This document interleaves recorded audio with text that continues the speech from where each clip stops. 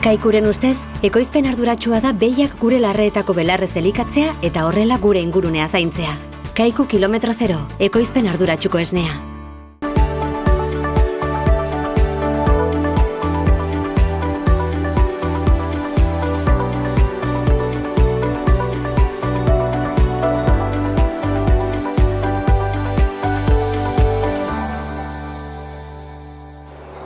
Kaixo eta ongi etorriak beste egun batez, Zur eta Lur saio honetara. Gaurkoan Ultzaman gaude, esneko behien ikuilu batean, eta ikusiko duzuen bezala, nekazaritza eta abeltzaintzan badakizu aspalditxotik teknologi berriak sartzen ari direla, eta bai Aritz Apariziok eta bai Oier Usandizagak azalduko digute beraiek, baita Aritzaren eskutik, amantadora berri bat jarri dute ikuilu batean, eta beraiek azalduko digute nola funtzionatzen duen tresneri berri honek eta ze onurak ekartzen dizkion bai aretzeari, bai ikuiluari eta nola ez baita ere abeltzainari.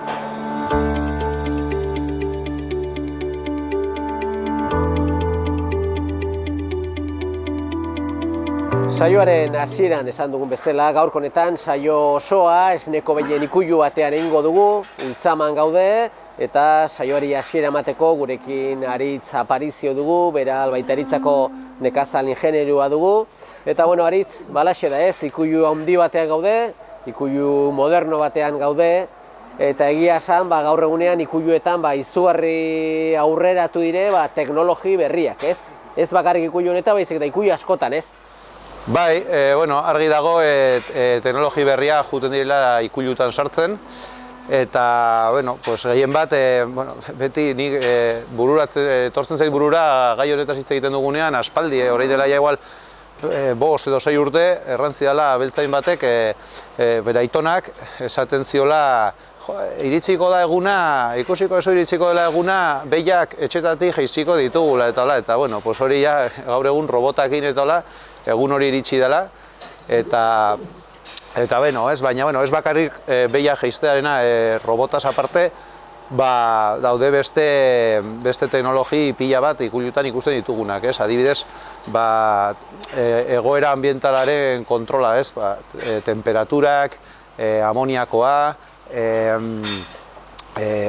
ohen ezetasuna eta guzti hori kontrolatzen dira sensore ezberdin batzukin eta aktibatzen dira ventilazioa, behiak bustitzea pixka bat sudorazioa simulatzeko, eta guzti hau egiten da kontrolatu eta egoera hobetu animalintzako. Bai, hori da ez, azkenean badakigu ez, esneko behietan aritzen dena, garai batean oso lotua zen, eta momentu ere lotua da, baina ez du zer ikusirik, ez? Leheno egunean bitan jeitzi beharra, lan guztiak ia esku zein beharra, gero jeizteko sala sartu zen, baina gaur egunean teknologi berriari esker, abeltzainaren eguneroko bizi edo lana egiteko modua kalitatez hobetu da asko, ez?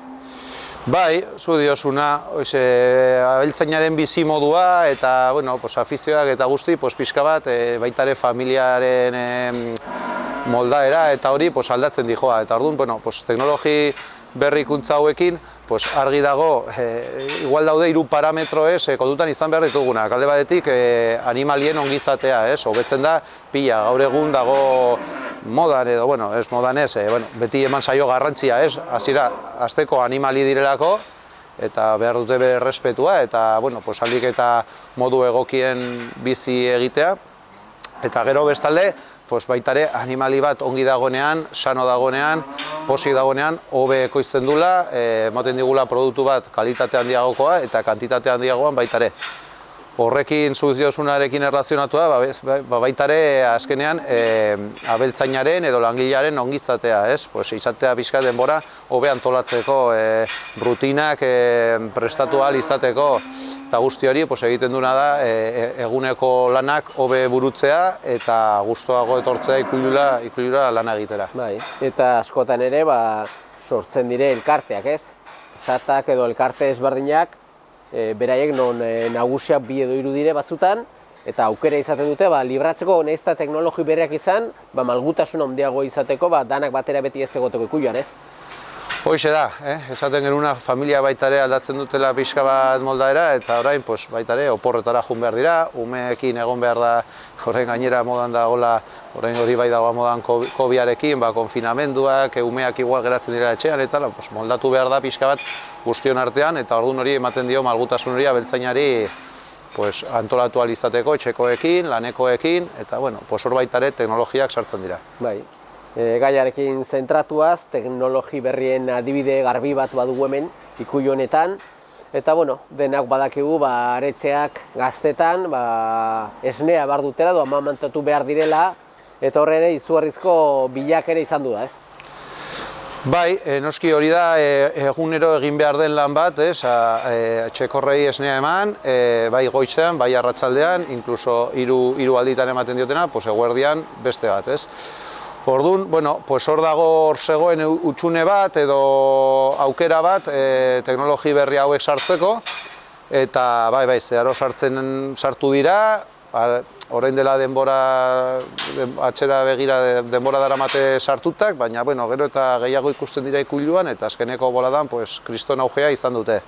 Hor daukagu pixka bat bi aukera edo bi modalidade, alde batetik dago esne taxia deitzen dena, hau azkenean da gurpilak ditun deposito handi bat, horrela pixka bat gainetik asalduta dauka gero beste teknologia pila bat barruan, baina azken finean da deposito handi bat, gutxiko bera 150 tamar, tamaina ezberdinekoak, 150 260 litro arte, daude hor tamaina ezberdinak, segun zenbat txekorra amamantatu behar dituzun, eta gurpilekin mugitu ezakezu txekorra dauden lekura, hori gehien bat, txekorra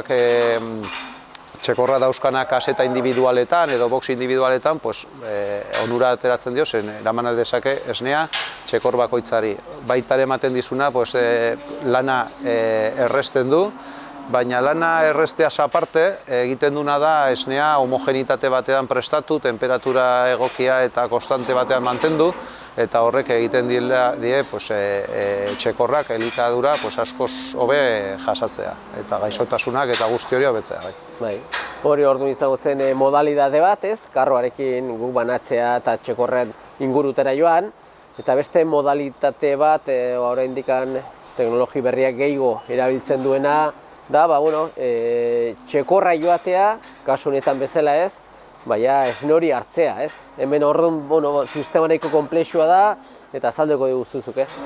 Hoize, beste aukera eguna da, guk esnearekin txekor bakoitzaren bila jun ordez, txekorrak taldeka izatea, horrek ekartzen ditu onura asko gehiago hartzen dutela esnea, hobe hasitzen direla, eta rendimenduak hobetzen dira, aparte baitare, beraien ongizatea baitare areagotzen da baitare, eta hor dugun aukera da amamantadora bat erabiltzea.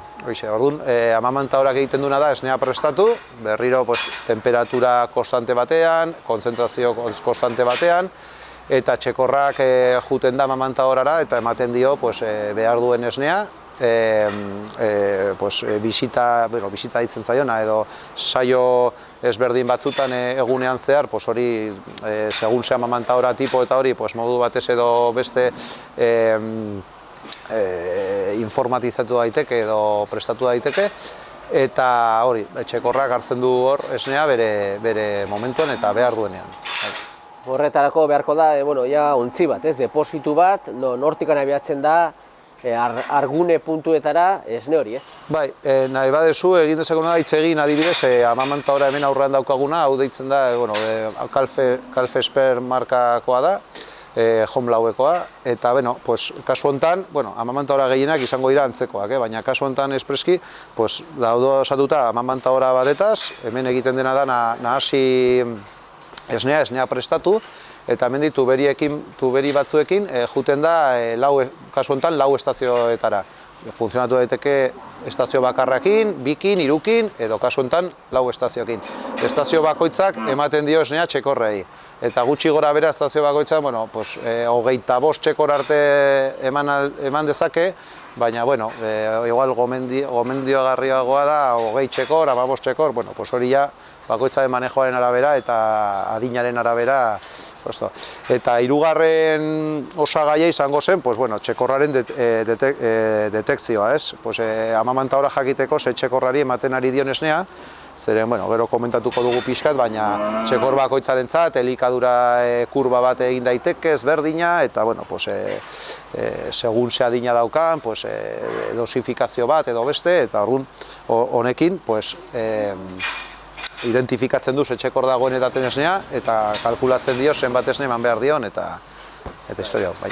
Hori da, orduan, bueno, sistema guztiz kontrolatua geratuko zen, jeizteko robota bezala, ez? Azkenean, jeizten ari delikan behi bat, badaki robotak ze behi den, pensua ematen badio, badaki zenba pensua ematen aldion edo ez, eta ze datuak biltzen ari garen, hemen aretze bakoitzari edo txekor bakoitzari gauza bera, ez?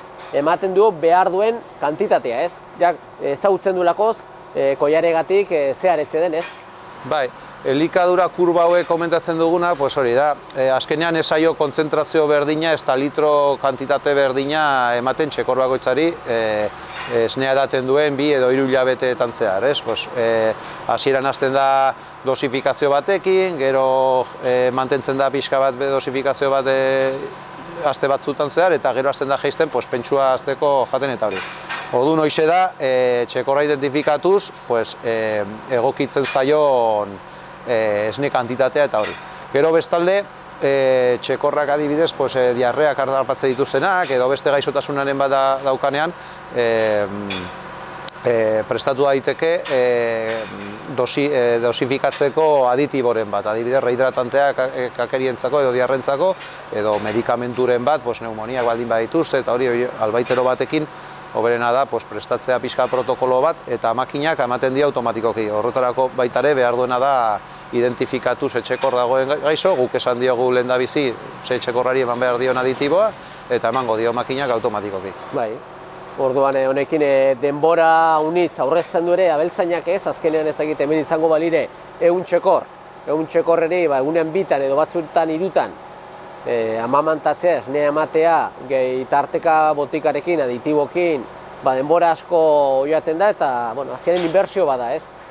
Bai, printzipioz hori kentzen diona abeltzainari da lan mekaniko handia, eta orduan abeltzaina eman aldio denbora gehiago kontrolatzera, vigilatzea pixka txekorra nola dauden, eta beste zainketak egitera. Orduan hobetzen da pila bat txekorren hasiketa. Gero, amamanta hora honek dauzkan beste bitxikeri batzuk, ni uste garrantzitsu direla, estazio higienikoa deitzen zaie, eta egia da, importantzia handia ematen diola estazio bakoitzaren garbiketari. Orduan, tetina, kanpotik, txekorrak esnea edateko erabiltzen duen tetinak, garbitzen du kanpotik urarekin bisita bakoitzean.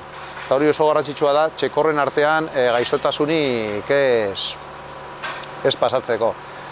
Gero beste gauza adibidez, hitz egin dugu esnearen temperatura oso importantea dela, temperatura konstantea mantentzea, eta orduan makina honek egiten duna da, esnearen temperatura egokitzen du temperatura ambientalera. Orduan, kristonotxa egiten badu kalean, neguan eta hola, bera dauka sensore bat jakiteko ze temperatura ambientala egiten duen, eta egokitzen du esnearen temperatura ziurtatzeko, segun eta ze distantziaren dago estazioa, ziurtatzeko esnea emango diola txekorrari guk predeterminatu diogun temperatura. Bai, hori da, beti ere makina hau ongi funtzionatzen dutelikan espezial, baina aberin bat ematen badute, izanen dute servizio tekniko deitzen den bat, ez? Izanen da enpresa bera, edozein arazon aurrean erantzuten dula, ez? Bai, noski, printzipioz makinak ez dute mantenimendu handirik behar, automatikoki beraie garbitzen dira, daramate azido eta alkalino ziklos berdina, programatu daiteke baitare zenolako garbiketak egin nahi diogun, garbitze ditu tuberia guztiak inkluso 2 alditan egunean, eta guzti hori programatzen da, eta horregatik ez diogu kasurik egin behar.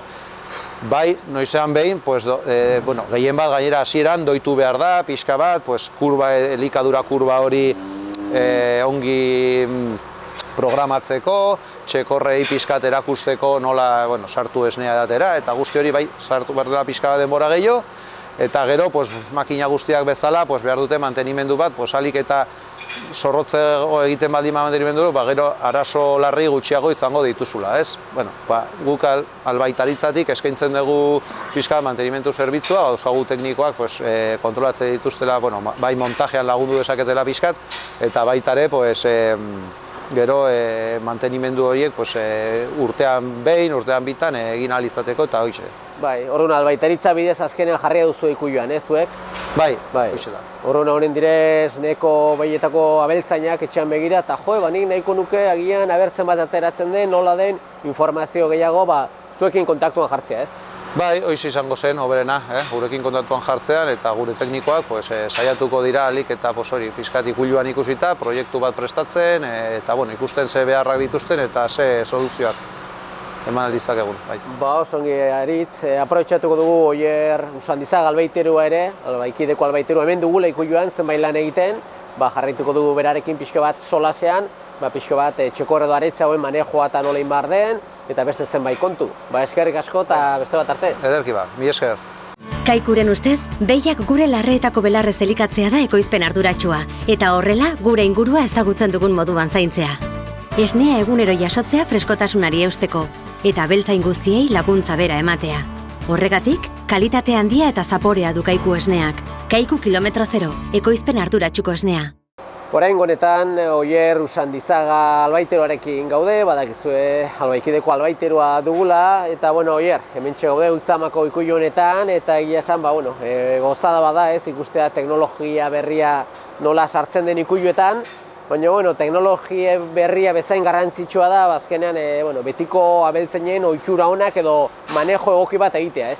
Bai, gaur egun ikusi da teknologia leku guztietara idala llegatzen, eta, amamantadora hauek ja aspalditiko gauza dire, baina, poliki-poliki inobatze jun dire, eta ezaguarri eta gauza berriek eskaintzen juten dire, bereziki pixkat autonomia, edo, autonomia parte biltzaituzten datu pila, eta datu horiek ero nola manejatu dizken, atzea beraren osasunean, edo, ere gain hartu berdien erabakiek eta garbi eukitzeko, ez? Bai, jaio eta berriko etapa hau aretzearentzat, txekorrentza garrantzitsua da, ez? Oso gazteak dira, ahulagoa dire, ongi elikatu behar dire, eta gauza asko izan behar dira kontutan, ez? Bai, pentsatu behar dugu azkenean, nahi garela, ikuiluetan diru asko gastatzen dute, genetikan zezen honenak erabiltzen, berein errekria genotipatzen, ikuilua diremos mejoratzen, ez? Pentsatu behar dugu, aratze baten jaio eta lehenbiziko 80 egunak, normalean esnean fase izaten den hori, bere biziko momenturik garrantzitsuenetako badela. Hor baldin badugu txekorren bat, ez duela ongi jaten, edo biriketako arazo bat, edo ez duela esnea aski edan, edo gaizki edan duela, izango da fase bat bere bizi guztian gero markatuko duena, ez? Orduen, esango genuke dela behi baten bizitzako fase kritikotako bat, eta orduan oso gainare egon berrekoa, eta oso, ez dena erreza fin eramaten. Hemen ikuste dugu, ikuilu askotan izaten dire kubikuloak, ez? Individualak, areitza goten dire bere etxetxoan, terrazita txiki batekin, hor bakarka, baina kasu honetan ja beste manejo bada, ez? Ikusten dugu hemen ja libreago daudela, leku estali batean, eta taldekatuz, ez? Bai, amamanta horran funtzionamendua aldatzen da pixkat etxolatako manejoekin. Normalean, amamanta horra duten ikuiluetan, bai gomendatzen da lehenbiziko 10 egunetan, jaio eta lehenbiziko 10 egunetan, egotea bakoitza bere etxolan, ez? Azkenean, lehenbizi horitza bai kantidade eta alik eta azkarnera eman, eta lehenbiziko 8 egunetan, san etxolan, bai bibernoanakin, edo, pixkat tratamentu individual bat egitera, ez? Normalean guk aratzea ekartzea amamanta horra eta gomendatzen dugu hori, 8 egunekin, eta onata ekartzean pixkat banatu dezakegu bi arlotan bezala, ez? Alde batetik dago manejua, eta bestaldetik dago plan sanitario, ez? Etxolan hazitako txekor batzuk, edo modu ontara hazitako txekorrek, eraman behar duten plan sanitario ere pixkat aldatzen da, ez? Pixkan ebe izue manejoakin hastegatik, esango nuke, amamanta horai dagokionez, normalean ikuilu hontan ere 10 egunekin etortzen dire amamanta horara, eta lehenbizi egiten dena da, erabaki ze kurba laktazion edo ze esnea nola edango duten erabaki, ez? Hoi normalean teknikoekin eta konsultatu, eta ikuilu bakoitzak erabakitzen du, adibidez, kasu honetan etortzen dire 5 litro edanez, eta hemen hasten dire 5 litrokin, urrengo asteran igotzen dire 6 litrotara, urrengoan 8tara, eta gero erabaki behar da ere bai, esnea uste hori edo antzutzerako bide hori ere bai nola egin behar den, ez? Beti burutan izan behar dugu, txekor batek gota esne gehiago ate baldin badu, hori dela azkenen positiboa, azitzea esneakin, gero antzutzeko garaiere inberko dugula luzatu. Orduan oso importantea da mamantadoran erabakitza tekniko bakoitzak o teknikoekin konsultatuz ze kurba laktazioan egin nahi dugun. Berdina da esne kantitateakin. Hemen normalean erabiltzen da 150 gramo ur litroko esne hautxe, pixkat hori izaten da gaur egun erabiltzen den konzentrazioa, badire beste aukera batzuk ere, baina pixkat errepikatuz garrantzitsuena da teknikoak eta abeltzainan artean erabaki ikuilu bakoitzan ze haus kantita erabiliko dugun, ze kurba laktazioan egingo dugun, eta gauzoie pixkat ongi lotu, ez? Gero makina hauek egia esan nahiko autonomoa dire, garbiketa bakarrik iteute, baina bai egon behar dare bai jendea pixkat gainean, ez? Azkenean makinak ez duten egiten, behar da jendeare bai pixkat kontrolatzeko makina ongi egiten. Oso importantea da erabiltzean den esnea, ja markatan da sartu gabe, izan da dira oso errez urean oso errez disolbitzekoa, porque azkenean makina hauek mezkla oso azkar egiteute, aratze baten mezkla 3-4 segundutan prestatu dezakete, eta hortako behar dute esne bat oso disolbagarria. Beti makina saiatu behar gara ahalik eta garbiena edukitzen, ez izateko ataskoak, esnea ez mintzeko eta holako gozetarako, eta oso importanteena makina hauetan da temperatura. Makina hauek zu jarrizten ezake ze temperaturatara nahi duzun esne egitea, baina komeni dut tarteka, astean behin edo konprobatzea ondo egiten, ez? Azkenean, kanpoko eguraldian, adibidez udaran, bero egiten duela kanpoan, makina igualin beharko da regulatu neguko hotzan diferentzian, ez? Neguen igualin beharko dugun asketa 44 gradukin, eta udaran igual 40ekin aski da, ez? Orduan dire, detaileak pixkat, abeltzainak ez du pasako denbora biberonakin esne ematen, baina pasatuko du denbora gauzoie denak ongi daudela aseguratzen, ez? Bestaldetik, manejo aldetik, txekorrak etortzen dian bezala, beti makina hone badakigu, berez 25 atze hasi dezakela bere puesto bakoitzean, baina, logikak esaten duen bezala, garbi da lote bakoitzean zenbat eta aratze gutxiago eduki, eta zenbat eta adin beretsukoak eduki, asko hobeto juten dire. Orduan, adibidez ikuilu hontan, berez, igual 3 puestokin aski izango zen, baina bereek erabaki, denon artean erabaki zen 4 puesto jartzea, loteak txikioak izateko, eta txikioak aparte, beti loteetan edukitzeko ahalik eta adin berdineko aratzeak. Bestela, aste bagara juntatzen adin ezberdineko aratzeak, kompetentzia eta badire horre dominantziak eta aparte badire patogeno asko, adibidez hilabeteko aratze bati ez dion afektatzen, baina bai 15 o 16 hilabetekoakin, ez?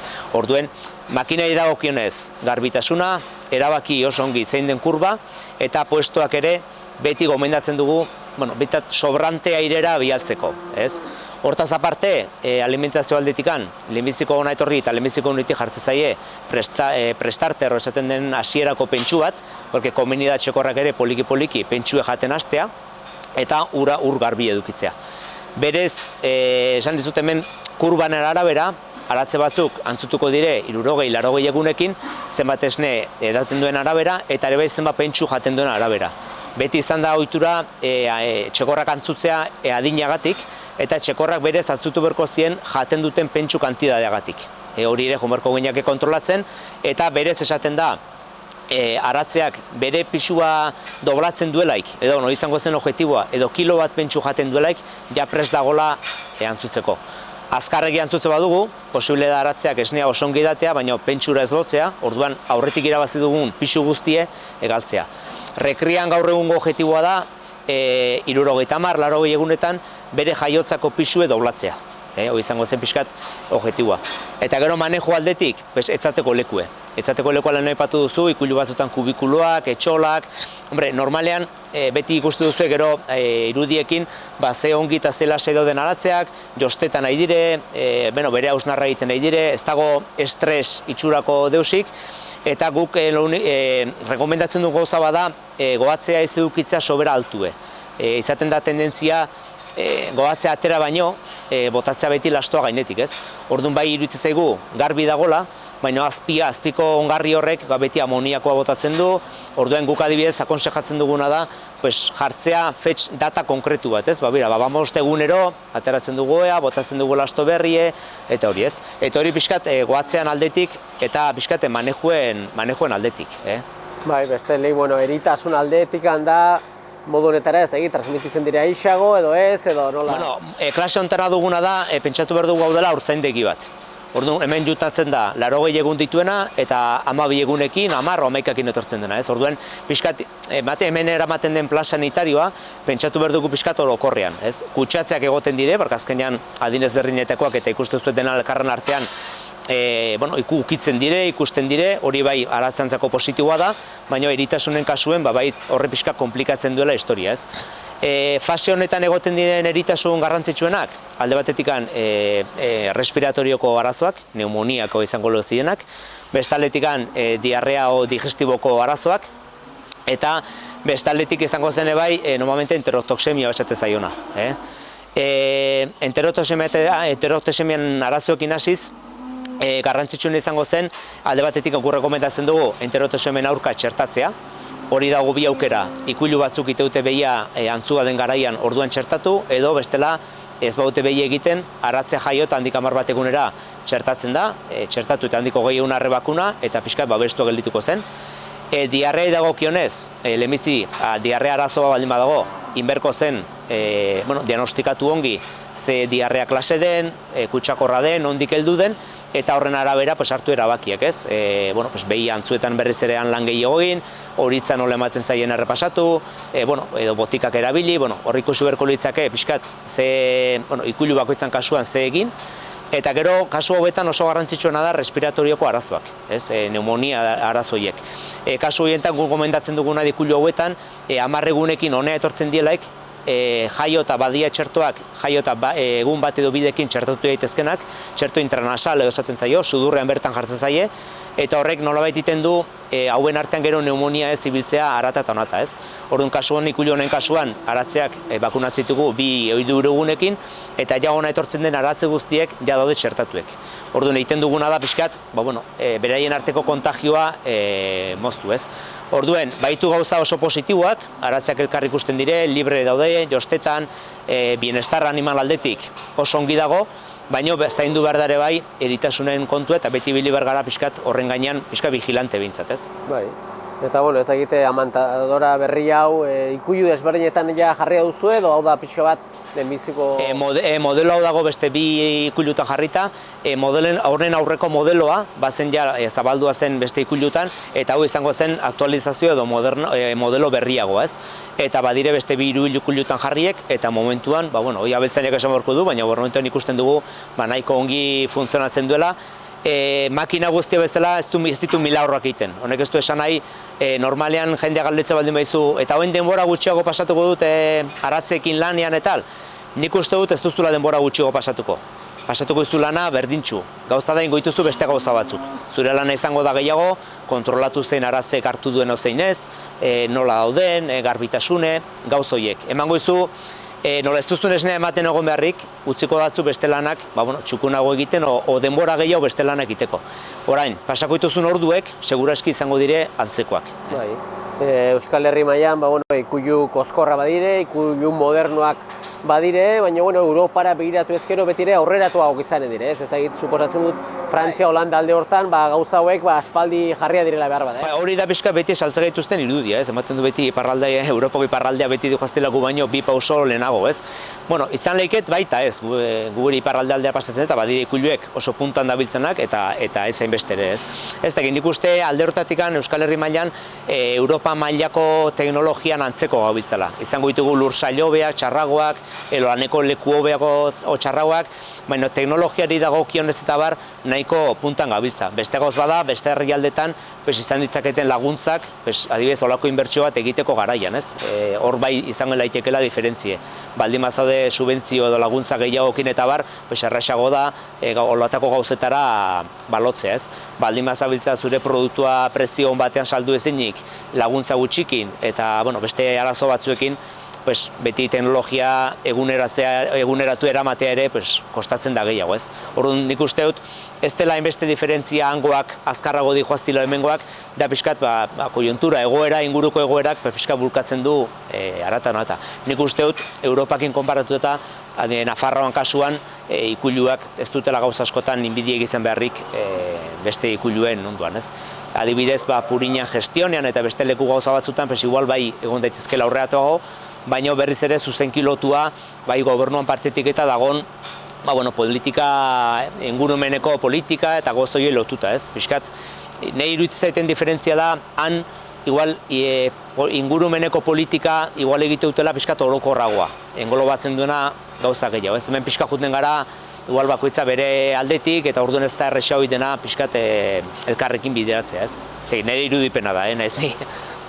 Oso ongi, Oier, eskerrik asko eman zuri ere, azalpen hauek emateagatik, teknologiak berriak sartze guietan gauza askiona da, beti ere zu duzun bezala manejo egoki batekin tartekatu edo bateratu ezkero, berriz ere eskerrik eman zuri eta beste bat azte. Bai, pixka eta epamen azkena bezala, azkena teknologia honek aratzen bizia hobetu aparte, mejoratzen duena da pixka eta abeltzainan bizia, ez?